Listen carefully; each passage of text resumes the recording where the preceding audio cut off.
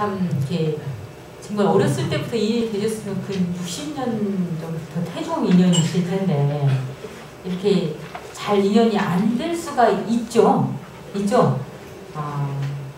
되돌아보면 되돌아보면 다 아마 해당이 될 수도 있고 안 될 수도 있고 그럴 것 같습니다.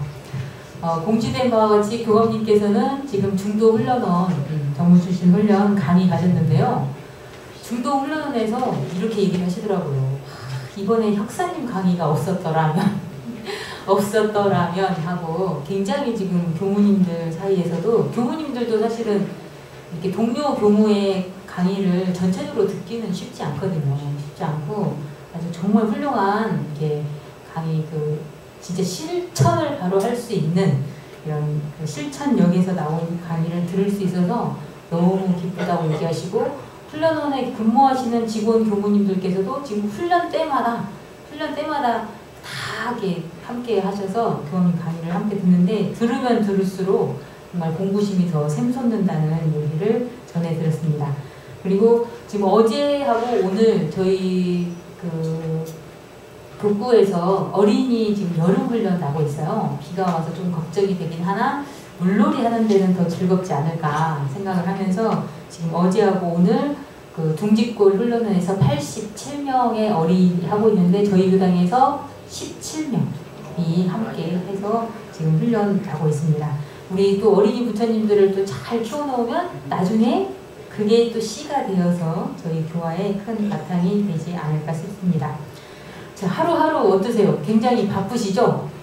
저희 지금 수도원에 퇴임하셔서 가신 교무님들이 무슨 얘기를 하시냐 하면 이제 일을 다 놓고 수도원에 가면 아주 한가하게 지내리라 하고서 마음을 먹고 간대요.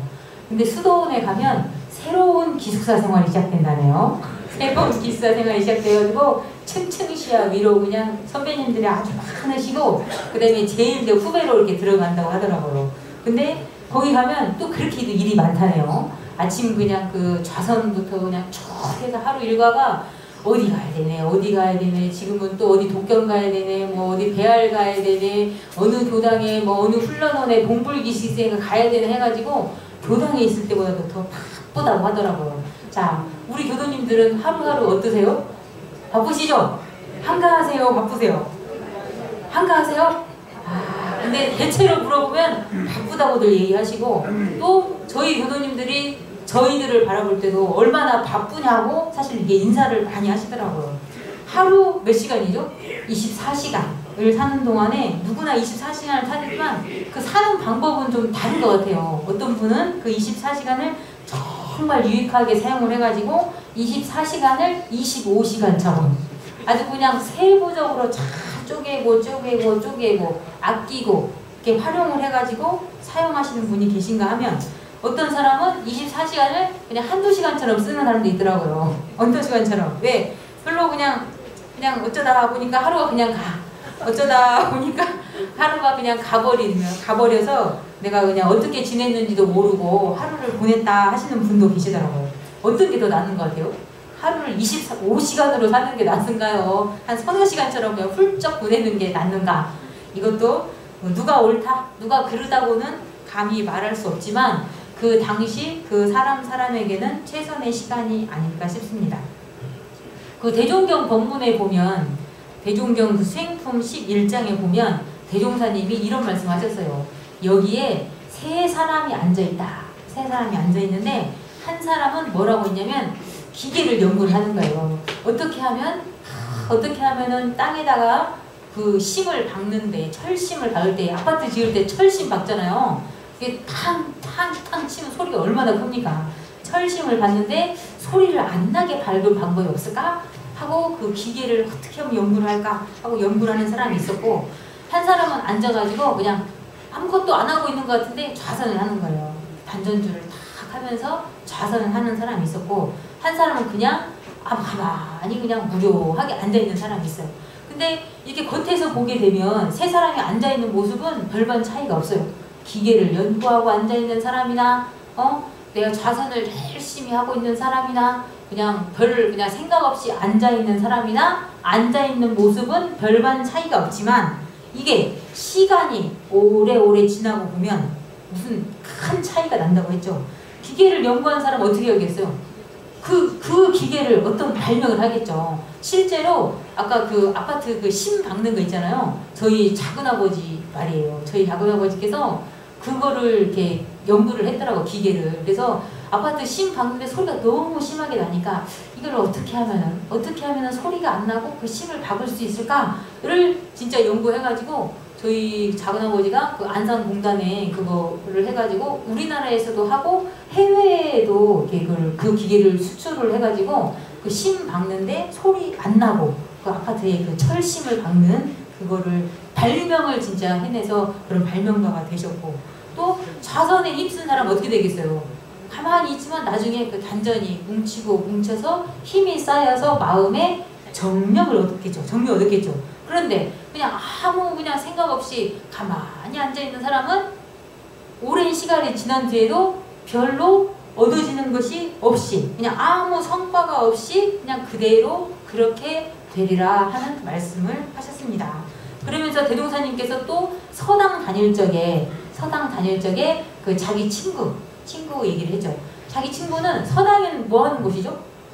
공부하는 곳이잖아요. 서당은 공부하는 곳인데 자기 친구 중에 한 명은 공부하는 데는 별로 취미가 없어. 그냥 오직 그냥 그 노래하고 그 하는 그 소리에 그냥 하면서 책을 펴놓고도 노래, 거리를 가면서도 노래를 부르더니 몇 년 전에 그 친구를 우연히 봤는데 뭐가 됐다고요? 그 숨은 명창이 돼서 지금도 그렇게 노래를 하고 있더라 하시고, 대동사님은 그때 서당 다니면서 대동사님 사실 책 보는 데는 별로 관심이 없었어요. 우리 대동사님은 어디에 관심이 있으셨죠? 우주의 진리에 관심이 있으셨어요. 아, 도대체 이 우주의 진리가 어떻게 된 거지? 이 인간의 그 사는 이치가 어떻게 되는 거지? 그것만 연구하시다가 결국 우리 대동사님께서는 이 진리의 깨달음을 얻고 현묘한 이치를 얻어가지고 지금까지도 이렇게 진리를 선택하고 산다고 말씀하셨습니다. 자, 우리가 어떤 그냥 24시간이라는 시간을 똑같이 살고 있지만 그 시간에 내가 어디다가 방점을 두고 어디다가 내 마음에 뿌리를 두고 사느냐에 따라서 우리의 차후의 모습은 이렇게 달라진다는 겁니다. 그래서 우리가 1분, 1시간 이 연속되는 가운데 내가 과연 이때 해야 될 일이 무엇일까? 하지 말아야 될 일이 무엇일까? 그리고 먼저 해야 될 일은 무엇일까? 나중에 해야 될 일은 무엇일까? 그 중에 근본적으로 해야 될 일은 무엇일까? 좀 끝이 돼야 될 일은 무엇일까? 이렇게 일의 선, 후, 본, 말을 잘 알고 사는 사람을 어떤 사람이다? 지혜로운 사람이다 하고 먼저 얘기합니다. 그래서 이 먼저 해야 될 일, 나중에 해야 될 일, 내가 우선적으로 알아야 될 일, 나중에 조금 나중에 해도 돼야 될 일을 우리가 좀 알고 살 일이 필요하다고 생각합니다. 그래서 뭐라고 하셨죠? 배고픈 사람에게는 뭐가 제일 우선이라고 그랬어요. 배고픈 사람. 배가 고프면 어떻게 되죠? 저도 어느 날 그냥 이렇게 잘 이렇게 일을 하는데 갑자기 허리가 정말 이렇게 굽어져서 안 펴지는 거예요. 그래서 내가 이렇게 허리 아플 사람이 아닌데 왜 이렇게 허리가 아프지? 하고 보니까 밥 시간이 지난 거예요. 밥 시간이 2시간이나 지났더라고요. 근데 밥을 먹고 나니까 허리가 펴지더만요. 그런 일이 있었어요. 그래서 밥은 제때 먹어야겠구나를 제가 체험하고 그 뒤로는 밥을 진짜 제때 잘 먹습니다. 근데 배고픈 사람에게는 가장 귀중한 일이 뭐예요? 진리 연바해라 백날 해봐도 진리가 안 들어가요. 아무리 네가 이게 노래하는 게 좋은 게 노래를 좀 해고 재밌게 좀 지내봐도 안 들어옵니다. 금강산도 식후경이라고 했듯이 배고픈 사람에게는 가장 먼저 해야 될 일이 배고픔을 면하는 이 밥 먹는 일이 가장 먼저고, 그 다음에 지금 다쳤어요. 다쳐서 피가 철철 나는 사람, 그 사람 뭐가 우선이에요?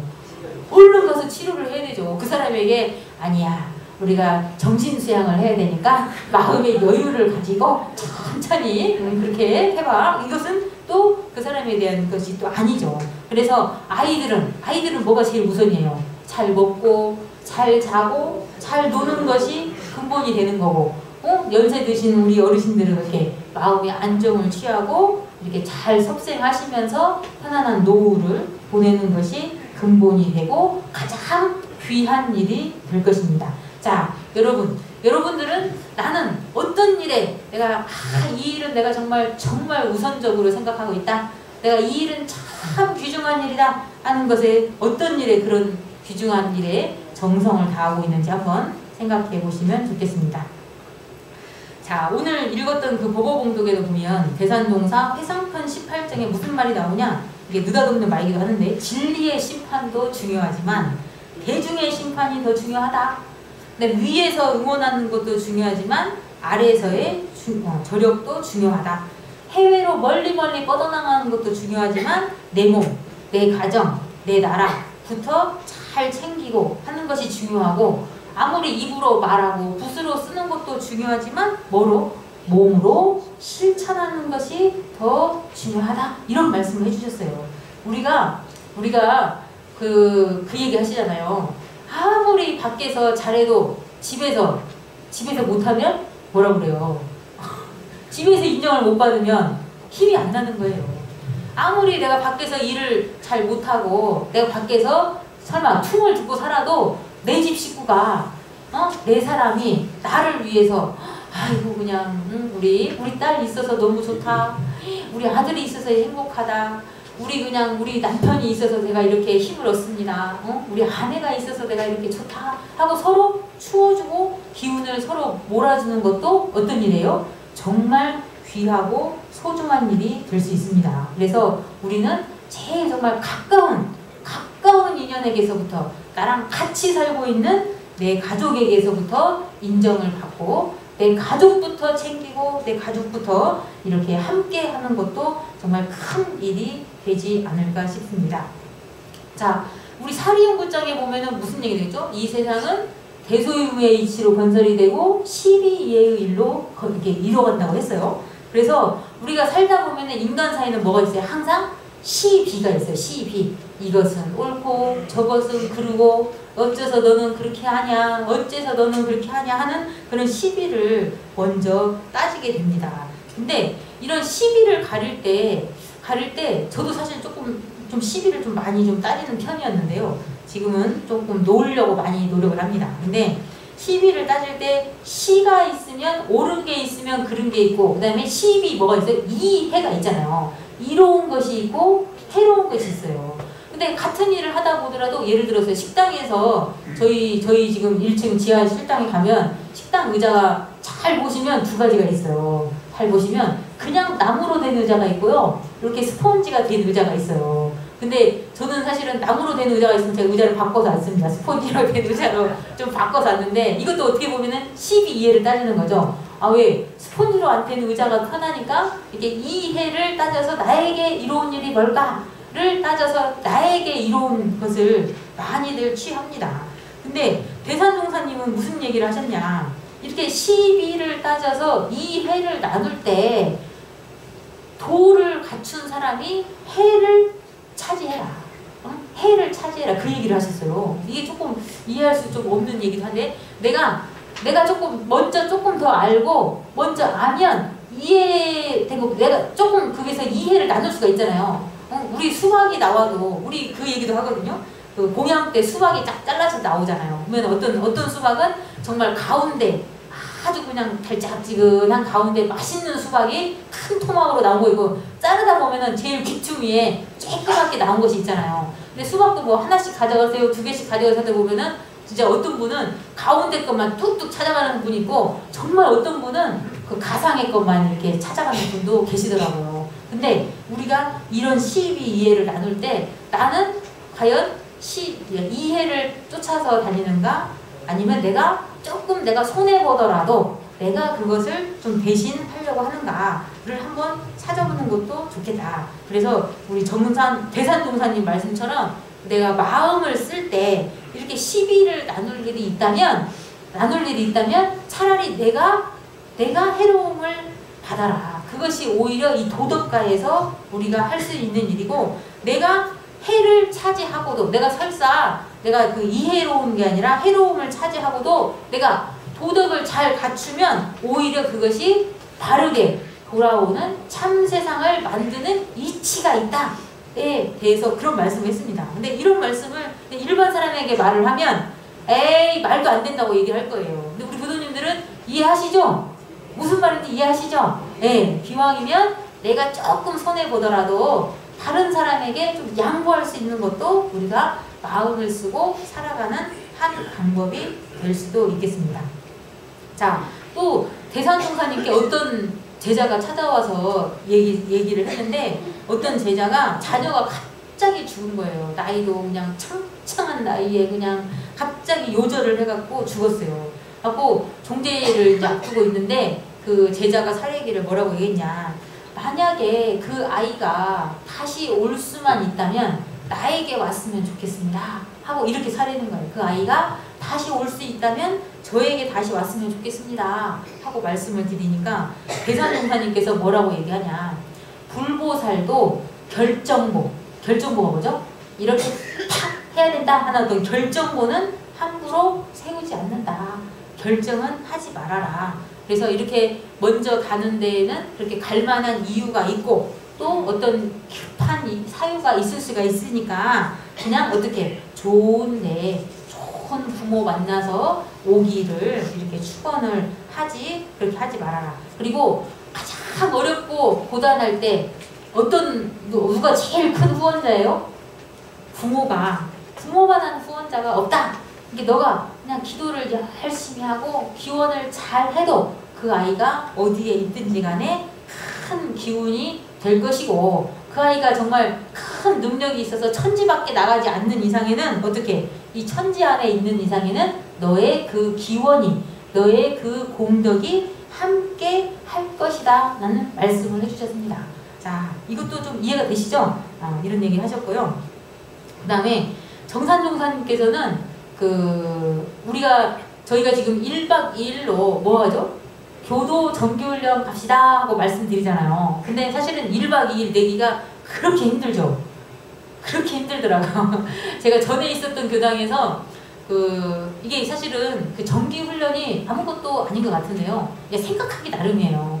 이게 이제 처음에 정기훈련을 만든 취지는 우리 교도님들이 상시는 일상생활을 하시는 거고요. 정기는 말 그대로 기간을 정해가지고 일정 기간 훈련을 나는 거예요. 훈련을 나는 건데 그 훈련을 날 때 정말 정식적으로 절차를 밟아서 집을 떠나서 훈련 기간에 입선을 해가지고 그냥 길게는 못하니까 최소 며칠? 1박 2일 동안, 그것도 따지면 24시간도 안 돼요. 사실은 24시간 동안 11과목으로 훈련을 받아서 한번 스스로도 점검해보고 그 다음에 어떤 일종의 또 착심도 되는 거죠. 내 집에 대한 착심, 내 일에 대한 착심을 띠고 한번 공부를 해보는 기회를 삼자가 사실 취지였어요. 취지요. 근데 이런 취지로 이렇게 훈련을 실시하는데 실제로 훈련을 가는 인원을 보면 예전 저희 교당에서도 보면 한 반절도 못 가세요. 진짜 반절도 못 가세요. 출석 인원 아무리 많이 동원해봐도 3분의 2 가면 정말 많이 가는 거예요. 3분의 2 가면 많이 가는 거고 3분의 1은 항상 못 가요. 근데 그 중에 제가 볼 때 저 교도님은 정말 갈 수 있는데 못 가는 분이다 하고 생각이 돼갖고 제가 여쭤봤어요. 아니 이번에 좀 제가 공부도 오래전부터 내고 했는데 좀 가지 왜 안 가세요? 무슨 일 있으세요? 그랬더니 이 어른이 무슨 얘기를 하냐. 자기는 아파트에 안 살고 단독주택에 산대요. 단독주택에. 근데 내가 1박 2일 동안 내가 만약에 집을 비우면 우리 집에 도둑이 될 것 같아요. 도둑이 될 것 같아. 그래서 잠깐 외출하고 갔다 오는 것은 모르겠으나 내가 1박 2일 동안 내가 집을 비우고 난다면 우리 집에 도둑이 들거나 우리 집에 불이 나면 이 일을 어찌했을 거냐고, 내가 훈련을 가 했을 거냐고 하더라고. 그래서 그러냐고 제가 또 이상 말을 못하겠더라고. 그래서 그러시냐고. 그럴 수도 있겠네요. 사실 넘겼습니다. 그런 분이 있는가 하면 또 어떤 분은 또 무슨 일도 있었냐. 사실은 요즘에는 반려견을 많이 키우잖아요. 그쵸?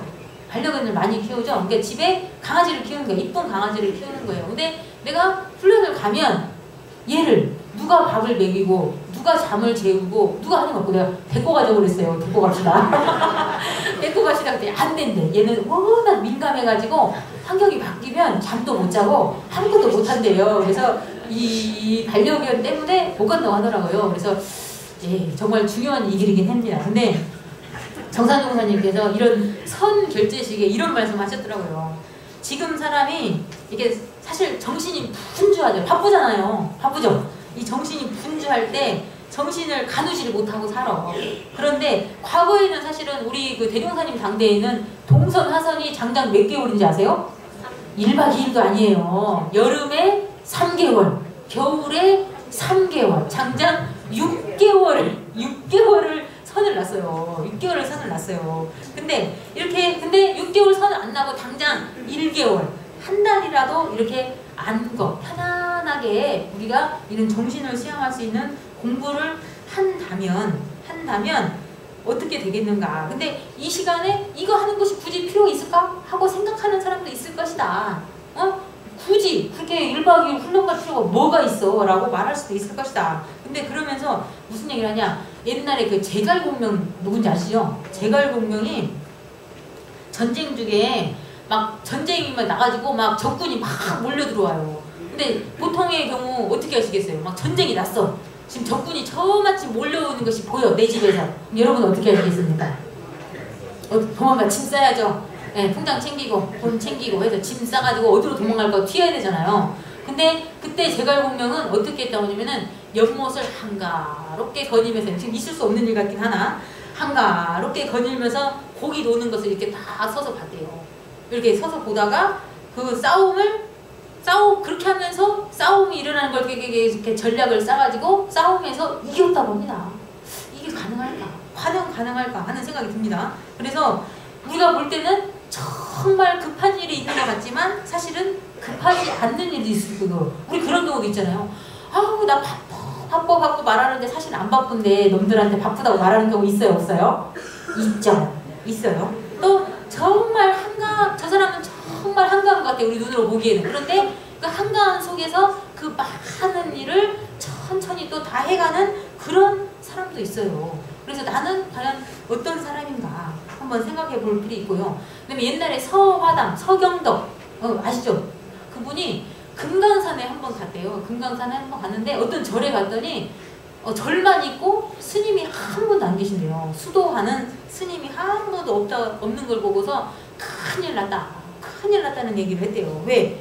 이렇게 우리가 사실은 불교나 뭐 천주교나 모든 그 종교에서 정말 힘이 되는 것은 이렇게 밖에서 뛰는 이런 사람들도 있지만 사실 깊이 수도하고 수행하는 수도 정진하시는 분들이 이렇게 기운을 전체적으로 모아줘가지고 이게 기운을 몰기도 하거든요. 근데 그렇게 기운을 몰아서 수도하는 사람이 없다는 것은 이 세상에 그만한 좋은 기운을 미칠 수 없다는 것을 알고, 이렇게 우리가 급할수록, 우리가 위급할수록, 바쁠수록 마음을 좀 늦추고 이렇게 우리의 본래 마음을 찾아가는 이런 수도를 하는 것도 우리에게 큰 중요한 일이 될 것이다 하고 말씀을 해주셨습니다. 자, 그리고 또 우리 대산종사님께서는 무슨 얘기를 했냐. 우리가 지금 여러 가지로 바쁜 일, 어려운 일이 참 많은데 이 어려운 일이 많을 때 이 어려운 고비를 넘기고 나면 어떤 일이 와요? 또 좋은 징조가 생긴다. 좋은 징조가 생긴다. 그래서 이렇게 우리가 지금 국내외적으로 많이 힘들지만 이 어려운 시기를 잘 넘겨보자는 그런 얘기를 하면서, 이런 어려운 시기일수록 우리는 어떻게 하자? 막 걱정하고 근심하고 하기보다 내 안으로 실력을 한번 갖춰라. 마음을 한번 잘 챙겨라. 그래서 챙기는 마음을 가져라 하면서 어떤 마음을 챙기냐? 그 신용의 마음, 화합의 마음, 교법 실천의 마음을 잘 챙기면 어려운 시기를 잘 극복해 갈 수 있다 라고 말씀하셨습니다. 그리고 그러면서 대산종사님은 또 무슨 얘기를 하셨냐? 우리가 사람이라면, 인간이라면 인간으로서 인간되는 훈련을 해야 된다. 인간으로서 인간되는 훈련, 그게 뭘까요? 그러면서 특히 아까 우리 지금 어린이 훈련 갔는데 이런 청소년 지도, 청소년 훈련을 비롯한 자기 훈련이 정말 큰 과제가 될 것이다. 그래서 우리가 이런 훈련하는 일에 마음을 잘 모으라는 얘기를 하셨습니다. 그리고 그 인류를 38억 인류가 열심히 잘 살려고 노력을 하는데, 우리가 잘 살려고 마음은 먹는데 실제로는 잘 살지 못해요. 그 이유를 우리 대산종사님은 뭐라고 얘기하셨냐? 마음에 여유가 없기 때문에 그렇다. 마음에 여유가 없기 때문에 우리가 잘 살라고 하지만 잘 못 산다. 그래서 이 살아갈 때도 어떻게 마음에 여유를 가져야 된다. 근데 우리는 태어날 때부터 뭘 가지고 태어났다? 토굴을 하나씩 가지고 태어났다. 토굴 가지고 계세요? 토굴 가지고 계세요? 어디예요? 토굴이 단전 말하자면 단전. 우리는 다 이 단전 토굴을 가지고 있어요. 그래서 바쁠수록 급할수록 이 단전 토굴에서 우리가 여유를 만드는 그 공부를 하고 기운을 모아가지고 가정에서도 복잡한 일이 생기면 어떻게 교당에 찾아와서 기도도 올리고 신고도 올리고 하면서 여유를 가지고 또 교당에 찾아올 시간이 없다면 내 마음, 내 단전 토굴에 들어가서 스스로 마음을 잘 챙겨라. 그래서 연물도 하고 기도도 하고 좌선도 하고 신고도 모시면서 이렇게 해야 된다는 얘기를 하셨고요. 그 다음에 하루살이는 어제가 있어요, 없어요?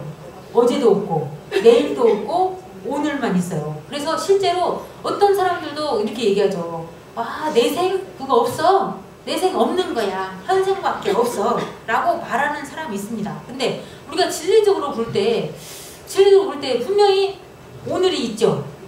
어제가 분명히 있었습니까? 없었습니까? 있었죠. 내일이 있어요? 없어요? 올 거잖아요. 내일이 분명히 올 거잖아요. 이런 이게 짧은 시간으로 볼 때는 어제가 있고 오늘이 있고 내일이 있지만 이거를 조금 길게 놓고 보면 지금 생이 있고 전생이 있고 앞으로 내생이 있습니다. 그래서 우리는 그냥 생각을 단촉하게 짧게 쉽게 하지 말고 깊게 생각을 해가지고 어떻게 기왕에 어떤 일을 하더라도 영구적인 계획을 가지고 그 다음에 생산적인 계획을 가지고 그 다음에 원수를 맺기보다는 원수를 풀어가는 그런 일을 하면서 보훈의 생활을 하고 그 다음에 마음을 막 풀어내기보다는 내 마음을 잘 잡는 것을 가지고 깊은 어떤 생각 깊은 연마를 가지고 살아가는 것도 우리가 평생을 잘 살아가는 좋은 길이 될 것입니다. 자, 우리가 어렸을 때부터 열심히 공부하고 배우고 익히는 것은 나중에 좋은 직장을 가지고 좋은 벼슬을 하기 위해서 그렇잖아요. 우리가 벼슬을 얘기할 때 보통 두 개를 얘기합니다. 첫 번째 인작, 사람이 주는 벼슬. 두 번째는 천작, 하늘이 내리는 벼슬이라고 하죠. 하늘이 내리는 벼슬. 그 다음에 하나 더 껴서 도작, 도덕가에서 주는 벼슬이에요. 이 도작은 어떻게 하면 받을 수 있을까? 인작과 천작은 그냥 보통 사람들도 다 많이 받아요. 많이 받을 수 있어. 근데 도작은 어떻게? 자기 스스로 공부하지 않으면 받을 수 없는 겁니다. 도작. 내 마음을 알아서 이 마음의 길을 잘 연구하고 살아가는 것이 정말 이 도의 벼슬을 할 수 있는 그런 길이 될 것입니다. 자, 대종사님 인과품 16장에서 말씀하십니다. 우리가 24시간 살아갈 때 다른 사람에게 1000만가지 선을 가르쳐주고 1000만가지 경전을 알려주는 것보다 더 소중한 건 뭐다? 생멸이 없는 진리와 인과보응의 이치를 깨닫게 해주는 것이 중요하다고 말씀하셨습니다. 근데 사실은 다른 사람에게 깨닫게 해주는 것보다 먼저 누구한테? 내 자신이 먼저 이 세상은 생멸이 없는 진리가 있어. 인과보응의 이치가 있어 하고 내가 스스로 믿고 이거를 다른 사람에게 알려주는 일이 가장 급한 일이면서 또 무슨 일이에요? 가장 귀한 일이 될 수 있습니다.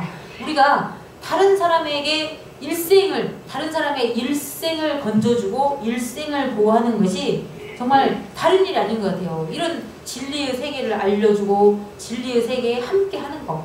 그래서 우리가 세상을 살아갈 때, 내가 일상을 살아갈 때 정말 가장 귀하게 알고 가장 1번으로 해야 될 일이 가장 무엇인가? 내가 1번으로 해야 될 일이 과연 무엇일까? 지금 밥 먹고 사는 일도 중요하긴 하지만 이런 진리의 세계를 알고 이 마음의 세계를 알고 내가 공부할 수 있는 이것을 1번으로 삼는 것도 참 중요하지 않을까 싶습니다. 이번에 저희 법호 받으신 그 법호인들께서 총부에 계시는 그 원로 수도원 어른님께 공양을 해주셨습니다. 사실 원로 수도원에 지금 교무님들이 엄청 많이 늘으셨더라고요. 퇴임하신 교무님들이 많아가지고 전체 교무님을 한 2,000명 얘기하거든요. 2,000명 좀 안 된다고 얘기해요. 근데 퇴임해서 계시는 교무님들이 500명이 넘는데요. 500명이 넘는다고 하더라고요. 아마 내후년 되면 아마 5년 안에 700명 된다는 얘기가 있어요. 사실은 한 해에 예전에는 들어오신 교무님이 많아가지고 한 해에 50명, 60명씩 들어오셨거든요. 근데 지금은 신입생이요 10명, 10명도 안 돼요. 지금은 10명, 13명 뭐 그 정도밖에 안 되더라고요. 그래서 아마 5년쯤 지나면 원로 수도원에 계시고 원로원에 계시는 퇴임 교무님들이 한 700명까지 될 거다고 얘기를 하더라고요. 그래서 근데 이런 어른들께 작은 정성이지만 저희 법호인들이 이번에 이렇게 그때 법호 기념으로 내셨던 그 헌공으로 이렇게 공양을 올렸습니다. 사실은 그 원로원에 계시는 그 어른들은 평생 무슨 기도하시냐, 무슨 기도하시게요? 나만 잘되게 해주세요. 가 아니라 우리 원불교 교법을 믿고 이렇게 신앙하시는 우리 교도님들 더욱 건강하시고 또 법력 증진하셔가지고 정말 큰 불보살들 되시기를 항상 기도하고 계시더라고요. 그래서 그런 부분에 항상 감사하게 생각하면서 우리도 인생을 살아가면서 무엇을 가장 귀하게 알고 살 것인가, 무엇을 1번으로 살 것인가에 대해서 한번 생각하셔야 돼요. 오늘 법회 오신 우리 교도님들 법회 오는 것을 1번으로 생각하기 때문에 지금 여기 오신 거잖아요. 그죠? 네. 그래서 내가 정말 귀중하게 알아야 될 거. 밥 먹는 일도 귀중하지만 이 진리 공부하고 법 공부하면 하는 거. 그 다음에 이거를 함께 나누는 거. 누구에게부터? 내 가까운 가족과 함께 나누는 이 법공양이 우리의 영생길을 열리게 하고 또 우리의 법력이 커지게 하고 또 우리의 내 자신이 정말 큰 부처로 또 거듭날 수 있는 큰 길을 가고 또 그렇게 함으로 인해서 어떤 사람이 돼요? 내가 또 귀한 사람이 될 수 있는 길이 열리리라고 생각됩니다. 항상 저희 교도님들 정말 소중한 우리 교도님들 더욱 건강하시고 항상 더욱더 커지시기를 염원드리면서 다 함께 합장하시고 기도하겠습니다.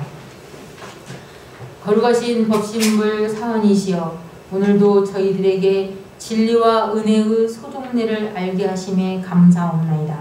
저희들은 저희들의 몸과 마음을 사용하면서 삶을 살고 있나이다. 저희는 삶 속에서 가장 급하고 귀하게 알고 있는 일을 먼저 행하며 살고 있나이다. 그동안 가장 귀하고 급하고 중요하게 알고 있었던 일은 돈 벌고 편안하게 사는 것이라고 생각했나이다. 그러나 오늘 법회를 통해 가장 귀하고 가장 먼저 해야 될 일은 바로 영생의 진리를 알고 인과의 진리를 믿고 깨닫는 것임을 알게 되었나이다.